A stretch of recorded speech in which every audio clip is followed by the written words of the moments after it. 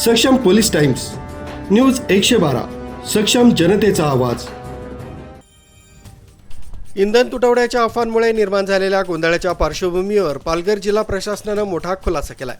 जिल्ह्यात petrol, diesel तसंच एलपीजीचा कुठलाही तुटवडा नसून पुरेसा साठा उपलब्ध असल्याची माहिती जिल्हाधिकारी इंदुराणी जाखड यांनी दिली आहे। जिल्हाधिकारी डॉक्टर इंदुराणी जाखड यांनी नागरिकांना आवाहन करताना सांगितलंय की अफवांवर विश्वास ठेवू नका आणि अनावश्यक साठेबाजी टाळा।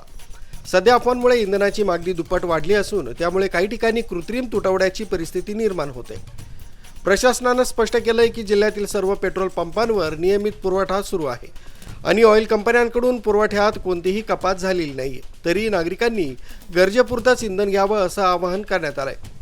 साठेबाजी, काळाबाजार किंवा अनधिकृत इंधन साठवणूक करणाऱ्यांविरोधात कठोर कारवाई करण्यात येणार असल्याचा इशाराही जिल्हाधिकाऱ्यांनी दिलाय।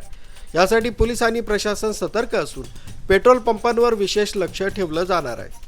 नागरिकांना मी असं आवाहन करू इच्छिते की आज रोजी पालघर जिल्ह्यामध्ये कुठेही गॅस सिलेंडर किंवा पेट्रोल, डिझेल याचा तुटवडा नाही आहे। नाही कुठे असा लगेच जो आपला पुरवठा आहे तो संपणार आहे। आपली जी परिस्थिती आहे ती पूर्णपणे आटोक्यात आहे, त्यामुळे कोणीही पॅनिक बाईंग करू नये।